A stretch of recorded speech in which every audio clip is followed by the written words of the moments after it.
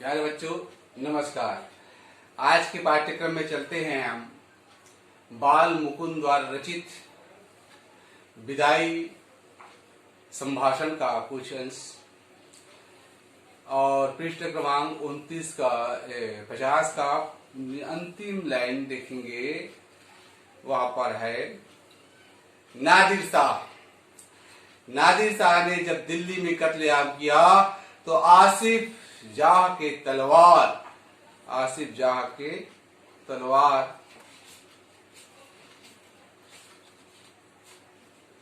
गले में डालकर प्रार्थना करने पर उसने कत्लेआम उसी दम रोक दिया।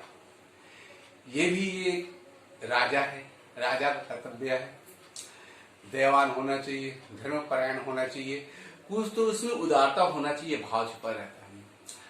और इसकी तुलना कर रहे हैं कि इसके लॉर्ड कर्जन कह रहे हैं कि जब नादिर शाह जब दिल्ली में कत्लेआम हुआ और गले में उस तलवार रखा हुआ था और प्रार्थना करने पर उसको भी क्षमा कर दिया या उसी दम पर रोक दिया, पर 8 करोड़ प्रजा के गिड़गिड़ा कर 8 करोड़ जब बंग हुआ था, सब 1905 की बात। उस समय यहाँ की जो जनसंख्या थी 8 करोड़ थी और अभी लगभग 1 अरब 30 करोड़ हो गया और जनसंख्या इतनी तेजी से बढ़ रही है, बढ़ तो रही लेकिन इनकी गति गणितीय अनुपात माल्थस के जनसंख्या सिद्धांत में देखते हैं तो जहां पर वस्तु की उत्पादन वो अंकीय आधार पर अर्थात 1 2 3 4 5 है, लेकिन जनसंख्या गुणोत्तर वृद्धि है। गुणोत्तर जैसे 2 4 6 8 10 12 इसको कहते हैं गुणोत्तर, इतनी तेजी से वृद्धि हुई है।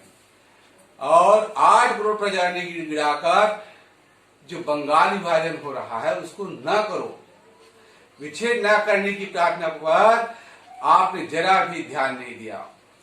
इस समय आपकी शान अवधि पूरी हो गई है, आपका जो शान था वो सब पूरा हो चुका है। इस समय आपकी शासन अवधि पूरी हो गई। शासन जो है सब समय आ जाता है, जिस शासन है अभी जैसे मोदी सरकार है 5 साल का है केंद्र में, भूपेश बघेल का भी जो हमारा छत्तीसगढ़ है मुख्यमंत्री है, तो ये क्या है शासन है वो 5 साल के लिए करेगा। तो उसका शासन अवधि हुई क्या हो गया था, पूरी हो गई है। फिर भी बंग भंग यानी बंगाल का विभाजन विच्छेद किए बिना घर जाना आपको पसंद नहीं है। नादिर से बढ़कर भी आपकी जिद है। आप अभी जो दंगल में चल रहा है रामायण में देश में देखोगे, रावण विजयदशमी के दिन हार जाते हैं और हारने के बाद राम कहता है लक्ष्मण रावण महाज्ञानी था, जाओ उससे राजनीति से कराओ। जाते हैं तो सर्वप्रथम वो सिराने की तरफ खड़ा हो जाते, मुख्य तरफ हो जाते हैं। रावण को कहता है जाओ पहले बड़ों को आदर करना सीखो, है ना, गुरु की आदर करना सीखो, जाओ। भगा दिए। लक्ष्मण कहता मैं पहले ही जाता था पर वो शत्रु है, वो हमको क्या ज्ञान सिखाएगा। तो राम ने कहा लक्ष्मण जब गए थे तो रावण जी किस तरफ खड़े थे, उन्होंने कहा मुंह की तरफ।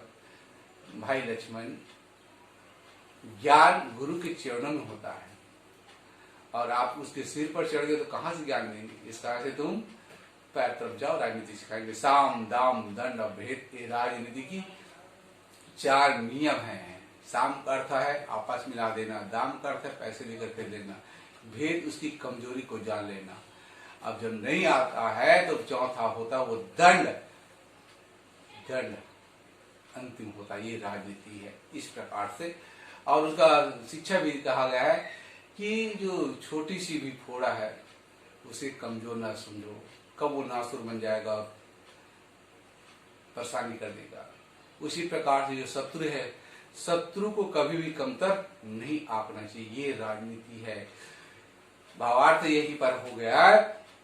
तो 8 करोड़ जनता ने कहा था कि बंगाल को विभाजन ना करो, लेकिन कर्जन ने जिद कर दी। जिद हट जानते बेटा 3 प्रकार के होते हैं। राजहट, जब राजा हट करते, जैसे रावण ने हट किया था मैं मर जाऊंगा लेकिन सीता को वापस नहीं लौटाऊंगा, ये होता है राजहट। बालहट, छोटे बच्चे हैं, कल दशहरा मनाए हैं और दशहरा मनाया तो कहते हैं कि नहीं पापा ये फुग्गा चाहिए, बिलून चाहिए, ये खिलौना चाहिए, नहीं देते तो वो जमीन पर लौट जाता है।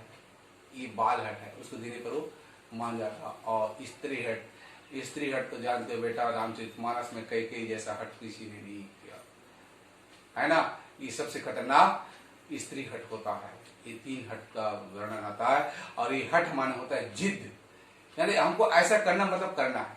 हमको मोबाइल खरीदना है, अच्छा वाला मोबाइल खरीदना मतलब खरीदना है और दूसरा नहीं। गाड़ी खरीदना है तो होंडा का खरीदेंगे, नहीं तो कोई नहीं खरीदेंगे। यानी काम चलो कोई लिए कोई तैयार नहीं। इसको कहते हैं हट, कहते हैं जिद कहते हैं। तो फिर भी आपने बंगाल को विभाजन कर के बिना जाना पसंद नहीं थे। नादी से बढ़कर आपकी जिद है। क्या समझते हैं कि आपकी जिद से प्रजा के जी में दुख नहीं होता? प्रश्न बनता है, यही पर होता है ना। क्या समझते हैं कि आपकी जिद से प्रजा के जी में दुख नहीं होता? आप विचारिए तो, एक आदमी को आपके कहने पर पद न देने से आप नौकरी छोड़ देते हैं। अब भाई हम बड़े आदमी बन गए हैं तो हमारी सब चीज चलता है, और मालूम है किसी को कहता हूं कि इसको ये पद दे दिया जाए, अच्छा सा पद दे दिया जाए, उसमें नौकरी लगा दिया जाए, लेकिन नहीं माने तो मैं बोलूंगा पार्टी को छोड़ दूंगा, ये पद को त्याग पत्र दे दूंगा। ऐसी धमकी लगाते हैं, ये उचित नहीं है, यही समझना है। तो आप वही कह रहे हैं, आपके कहने पर पद न देने से आपने नौकरी छोड़ जाते हैं। इस देश की प्रजा को भी यदि कहीं जाने की जगह होती है तो क्या वह नाराज होकर के इस देश को छोड़ने जाती है?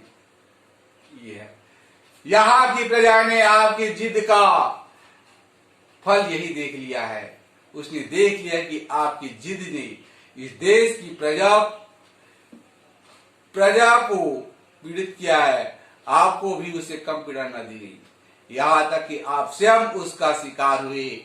यहाँ की प्रजा वह है, सबसे अच्छा शासन वह है जो कम से कम शासन करे। इसको करे, ये लोकतंत्र है। लोक माने जनता, तंत्र माने शासन, शासन कहा जाता है। जो अपने दुख और कष्टों का अपेक्षा परिणाम का अधिक ध्यान रखती है, वह जानती है कि संसार में सब चीजों का अंत दुख का समय भी एक दिन निकल जाएगा। इसी से सब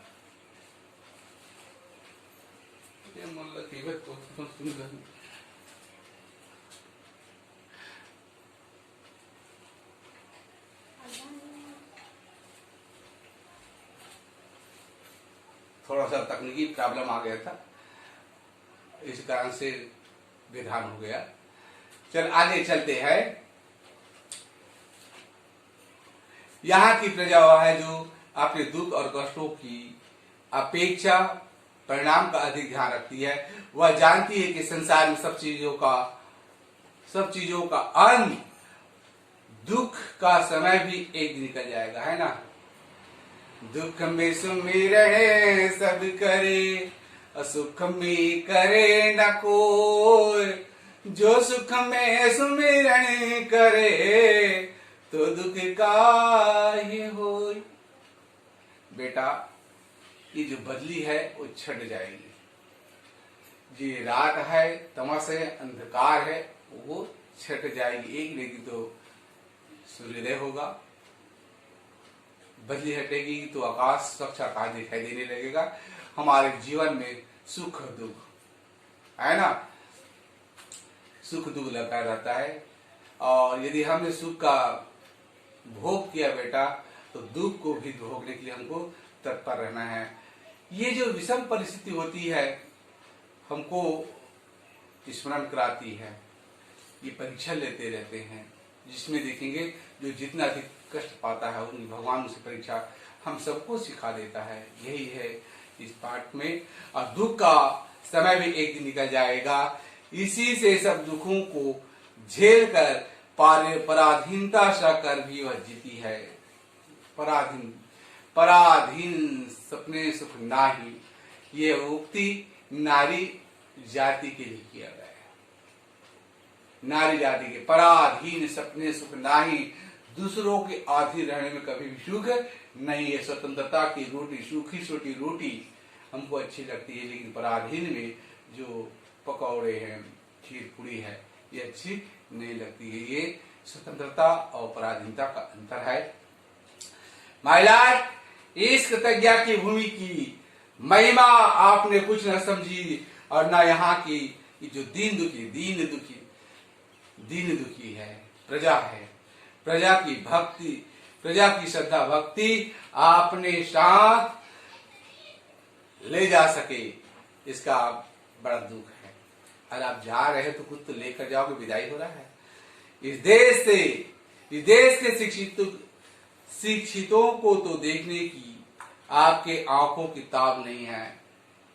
कई जगह देखा गया, आज भी देखे कि जो गोंठे होते हैं, माल गुजार होते हैं, गरीब के बच्चों को पढ़ने नहीं देते। यदि गरीब के बच्चे पढ़ लिख लेंगे तो हमारे यहाँ खेती बाड़ी कौन करेगा, या सोचकर उसको पढ़ने नहीं देते हैं। लालीपुर देते हैं, और अरे भेड़ बकरी देखो, ये पशु है उसको देखो, और उसको काम में लगा देता है, बेटा पढ़ने नहीं देता है। उस समय थोड़ा लालीपुर ज्यादा दे देता है। ये ऐसी भावना अंग्रेज की दी है, ये अंग्रेज की शिक्षा है।